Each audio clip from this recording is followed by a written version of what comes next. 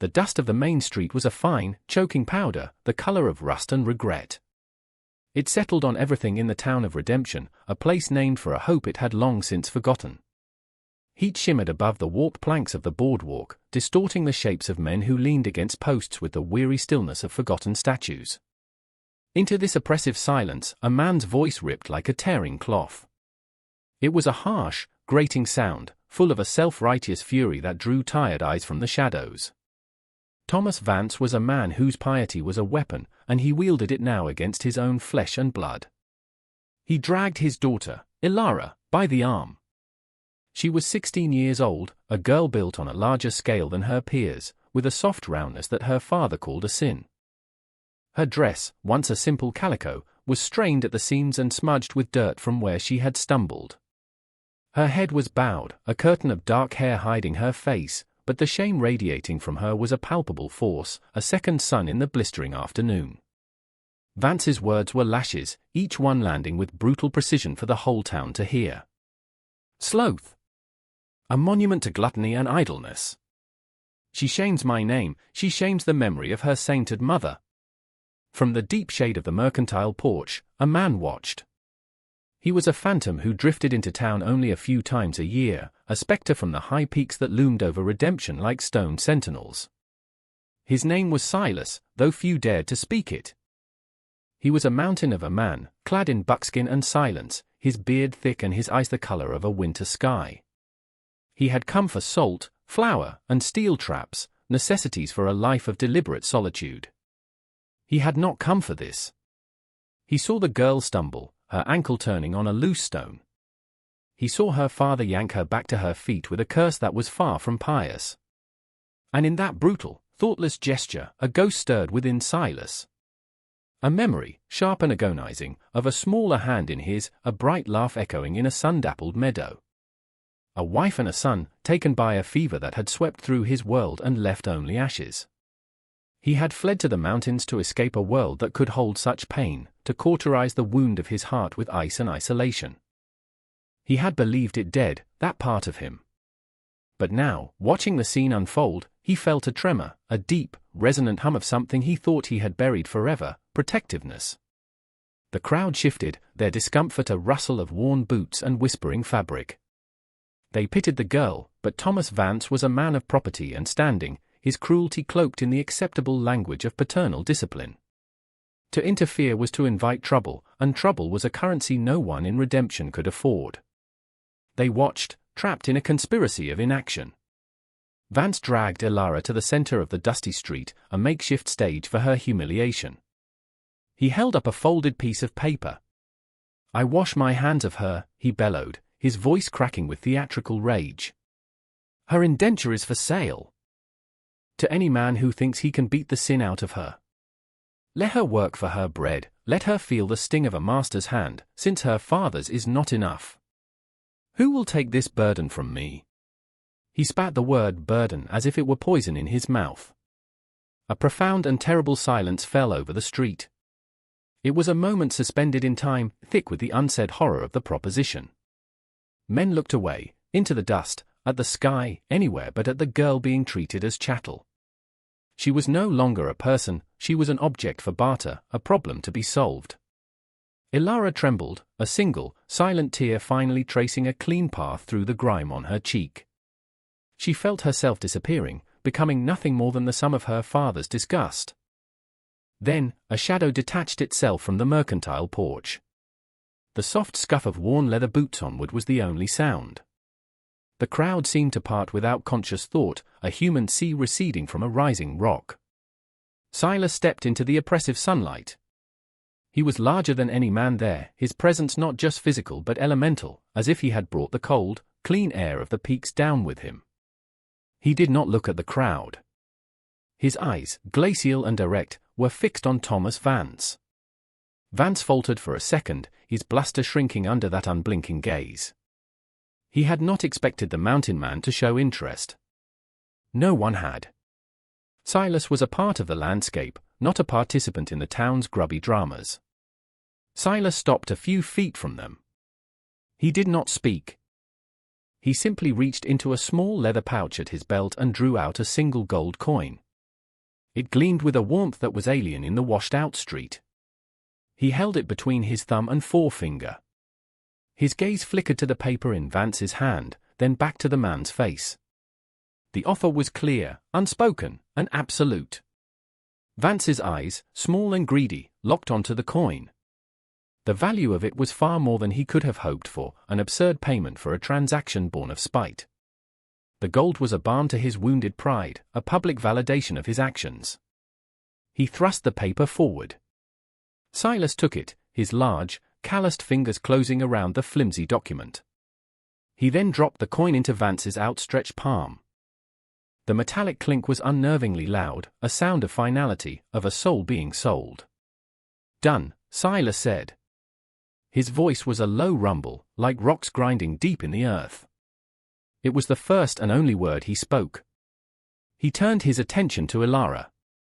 She flinched as he reached for her, expecting the same rough grip as her father's. But his touch was firm, not cruel. His fingers wrapped around her upper arm, a steadying pressure that did not bruise or pinch. He simply stood there for a moment, claiming her, a silent declaration to the entire town. Then, without a backward glance, he began to lead her away, towards the path that led up into the high, lonely mountains.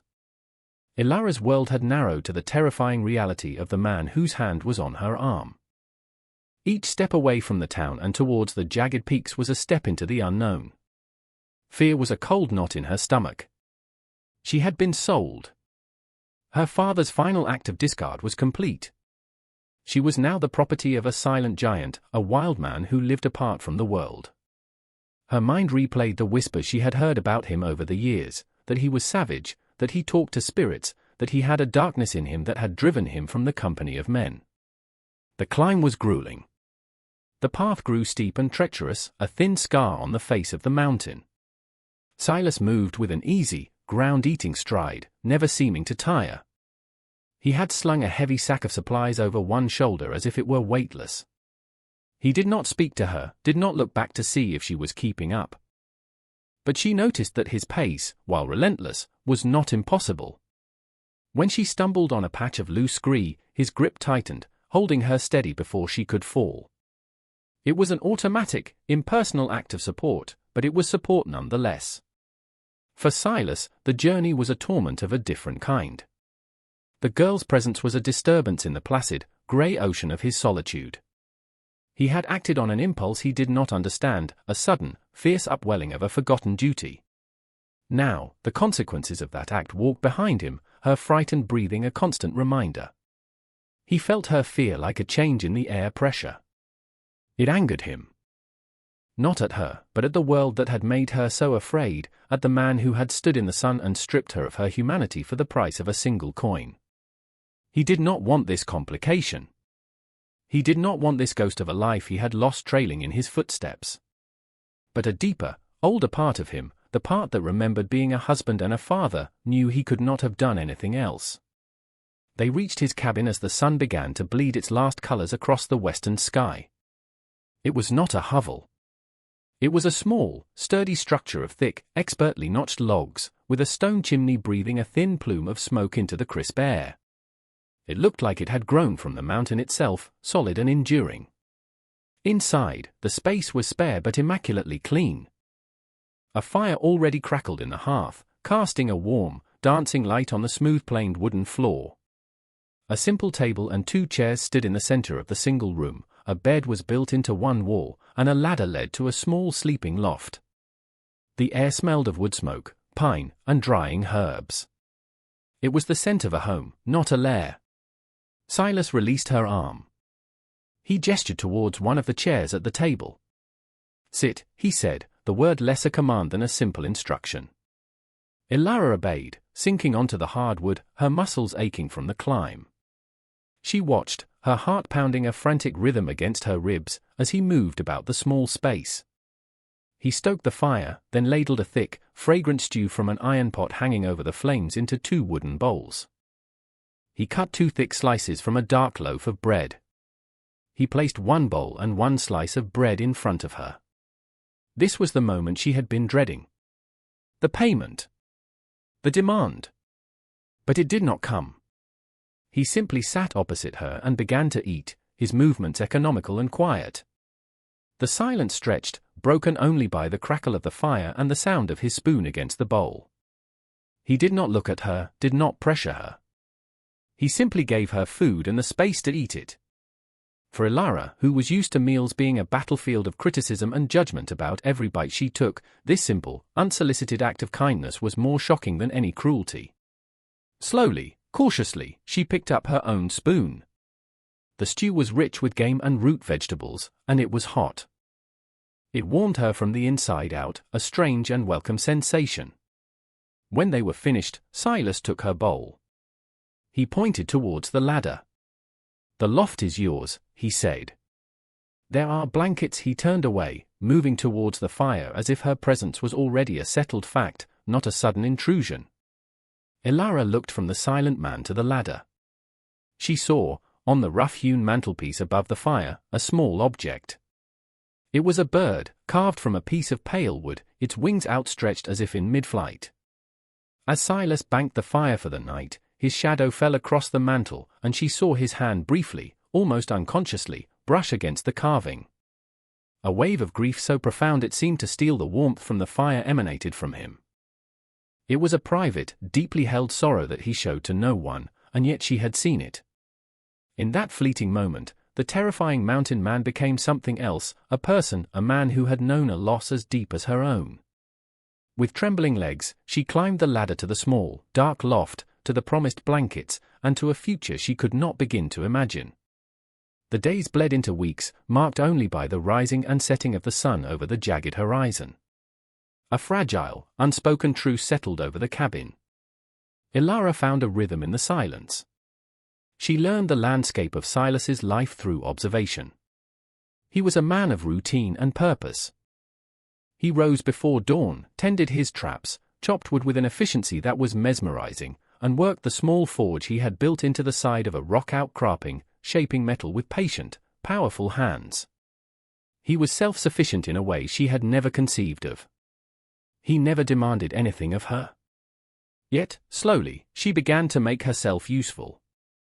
She started by tidying the cabin while he was out, a space that was already neat, but she made it more so. She learned to mend his buckskin shirts with the small sewing kit she found in a wooden chest, her stitches small and even. She began to tend the fire, ensuring it never went out. One day, he returned from his trap lines to find the stew already simmering, seasoned with wild herbs she had recognized from her mother's long-ago lessons. He said nothing, but he filled her bowl first that night. It was a conversation held without words, a gradual weaving of two solitary lives into a shared existence. From Silas's perspective, her presence was a slow thaw in a land of permafrost. At first, he had tried to ignore her, to treat her as another part of the cabin's furniture. But she was not inert.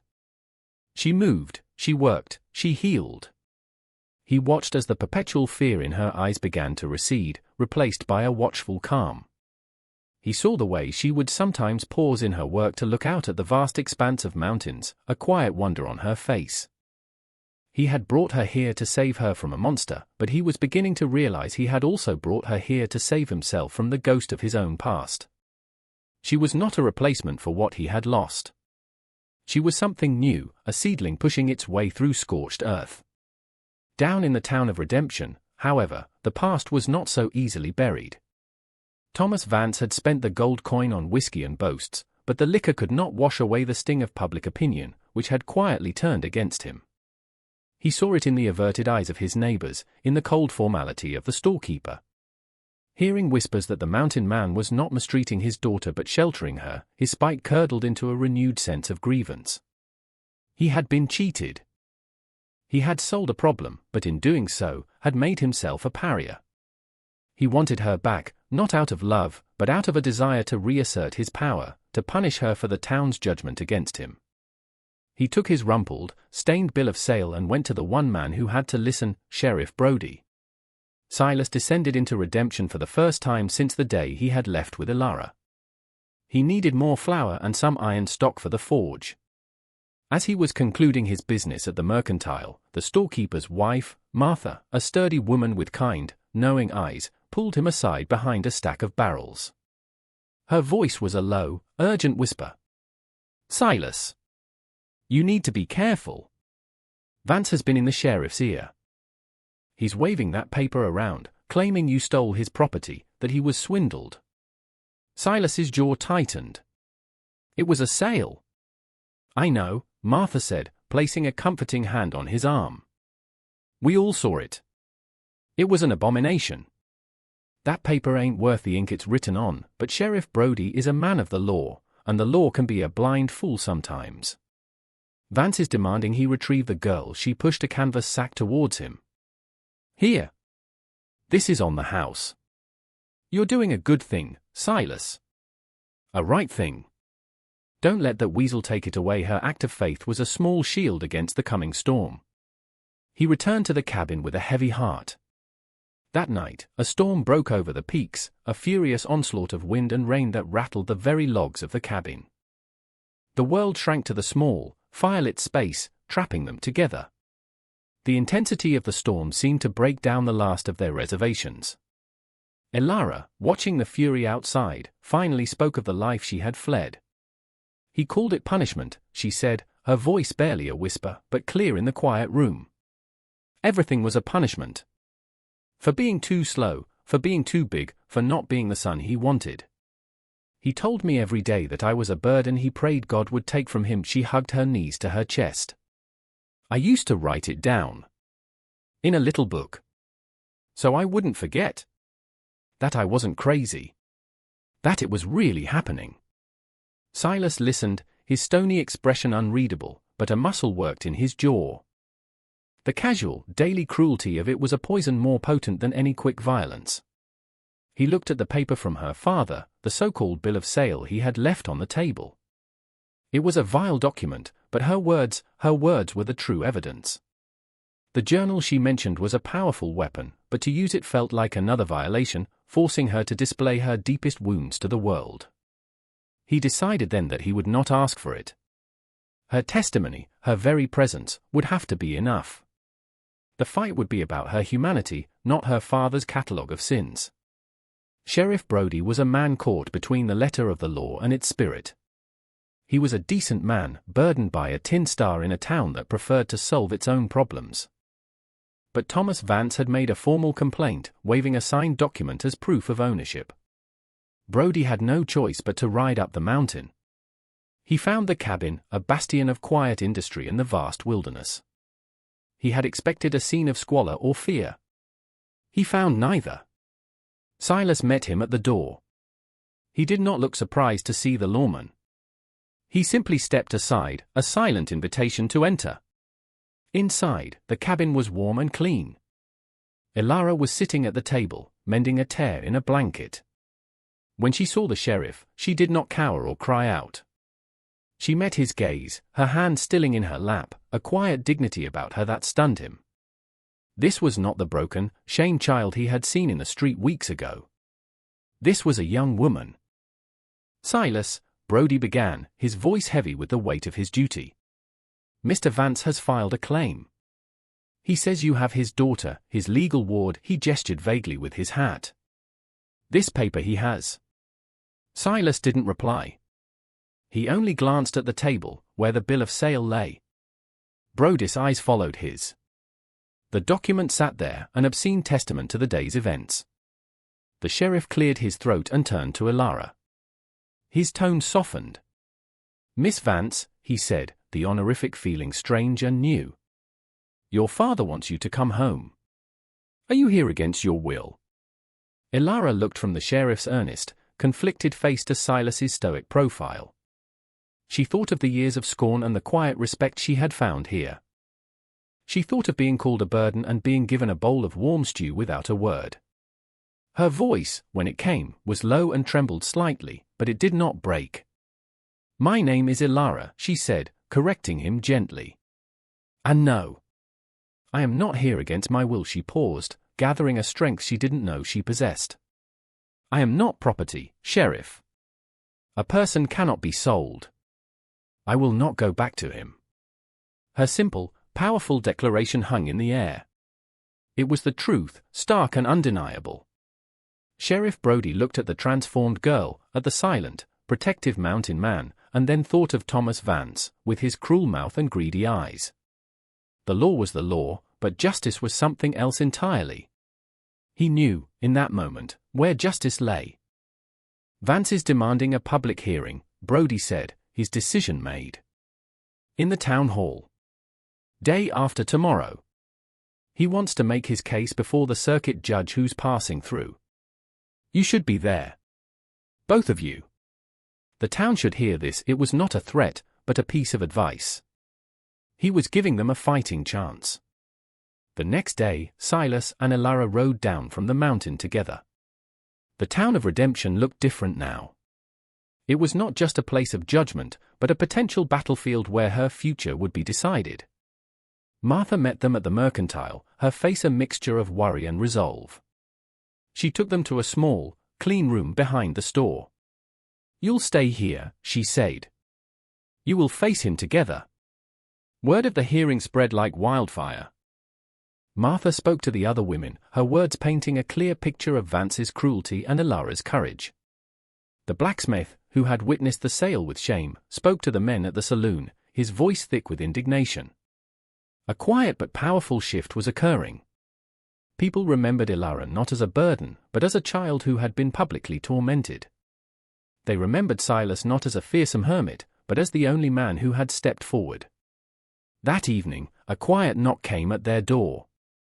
Outside was a basket containing a fresh-baked loaf of bread, a wedge of cheese, and a jar of milk. There was no note. It was a silent vote of support. As Elara and Silas shared the simple meal, a new feeling began to dawn between them. They were not alone in this fight. The community, once a passive audience to her shame, was becoming an army at her back. The town hall was a simple, wood-frame building, but on the day of the hearing, it felt as solemn as any courthouse. It was packed to the rafters. The entire population of Redemption seemed to be there, their faces grim and expectant. The circuit judge, a man named Hawthorne with a tired face and sharp eyes, sat at a long table at the front. Sheriff Brody stood beside him. Silas and Elara sat on one side of the room. Thomas Vance, looking smug and self-assured, sat on the other. Judge Hawthorne called the room to order. Mr. Vance, he said, his voice dry. You have lodged a complaint. State your case. Vance stood, flourishing the stained document. Your Honor, this is a simple matter of property and paternal rights. This man, he pointed a trembling, accusatory finger at Silas, took my daughter, my legal charge. I am her father. The law is clear. She is to be returned to my custody. I have here a contract of indenture, proving my... A contract of sale, you mean, Judge Hawthorne interrupted, his eyes flinty. He had already read the document. You are claiming you sold your daughter. Vance's face flushed. It was a disciplinary measure. A way to teach a slothful, disobedient child the value of hard work. He took her under false pretenses. The judge's gaze shifted. Silas, he said, using the mountain man's given name. What do you have to say? Silas rose to his feet. His sheer size seemed to shrink the room. The crowd held its breath. He was not a man of speeches. He walked to the judge's table and placed the single gold coin he had gotten back from Martha in exchange for supplies onto the wood. Then he placed his own copy of the sale document beside it. He sold his daughter, Silas said, his voice a low, resonant bass that filled the hall. For that coin. This is not about discipline. This is about a man who threw away his own child because he found her an inconvenience. He looked at Vance, his eyes cold with contempt. He did not value her. So I did. He said nothing more. He simply returned to his seat next to Elara. The judge looked at the coin, then at the paper. He turned his tired eyes to Elara. Young lady, he said, his voice softening considerably. The law is a clumsy instrument in matters of the heart. But it must hear from you. Tell me your will. This was the moment. Elara felt Silas's presence beside her, a steady, silent mountain of support. She felt the eyes of the town on her, but for the first time, they were not looks of pity or scorn. They were looks of expectation. Hope. She stood up, her legs shaking but holding. She did not look at her father. She looked at the judge. "Your Honor," she began, her voice clearer and stronger than she had ever heard it. "For years, I was told I was a burden. A punishment. Something to be endured." She took a deep breath. "In that cabin on the mountain, I have been treated with kindness. I have been given respect. I have been taught that my worth is not measured by what someone else thinks of me." She finally turned her head and looked directly at Thomas Vance.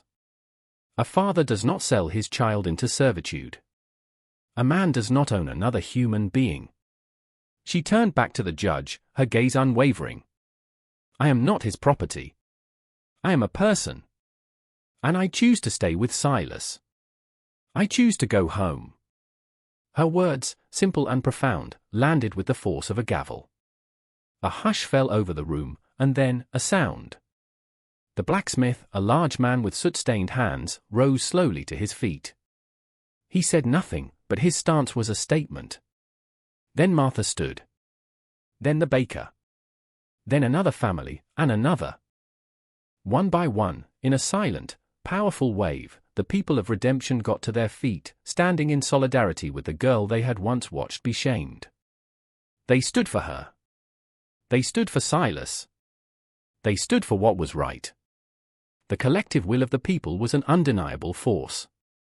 Judge Hawthorne looked at the standing crowd, then at the sputtering, defeated face of Thomas Vance. The law had found its spirit. He struck the table with his open palm, the sound cracking through the hall. "There is no court in this territory, Mr. Vance, that will uphold the sale of a human child," the judge declared, his voice ringing with authority. "This document is not a contract, it is an admission of your own monstrous cruelty. You have no paternal claim here. You have no legal claim. You have no moral claim. You have forfeited them all." He pointed a stern finger at the door. "Get out of this town. Do not let the sun set on you in redemption." Defeated, exposed, and utterly alone, Thomas Vance scurried from the hall, the scornful silence of his neighbors following him out into the dusty street.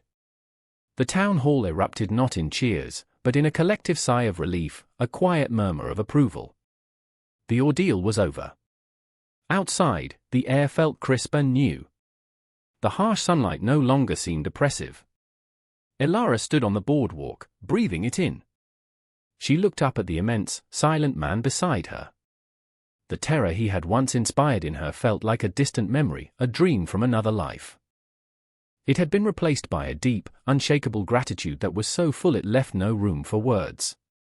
"Thank you," she finally whispered, the two words carrying the weight of her entire world. Silas looked down at her. He saw the strength that had been there all along, now finally allowed to shine. He saw the resilient spirit that had refused to be broken. In her eyes, he no longer saw only the ghost of the family he had lost, but the tangible, living promise of a future he had never expected to have. A small, unaccustomed expression softened the hard lines of his face. It was a smile. "Let's go home," he said. The word home, once a place of solitary grief for him, now rang with a new and profound meaning. Back in the cabin on the mountain, the quiet settled around them, but it was a different kind of quiet now. It was not the silence of isolation, but the comfortable peace of belonging.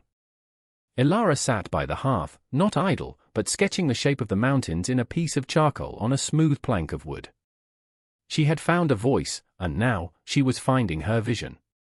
Silas sat at the table, mending a leather strap, his powerful hands gentle and precise. His gaze drifted to the small, carved bird on the mantelpiece, the totem of his long-held sorrow for his wife and son. The ache was still there, a part of the grain of him, but it was no longer a hollow void. It was a space that was slowly, quietly, being filled with a new kind of protective love. He looked from the bird to Elara, her face illuminated by the firelight, her brow furrowed in concentration. A family, he thought. Not one born of blood, but one forged in a crucible of cruelty and redeemed by the simple, stubborn courage to choose kindness. Here, on this lonely mountain, two broken souls had found a way to become whole again, together.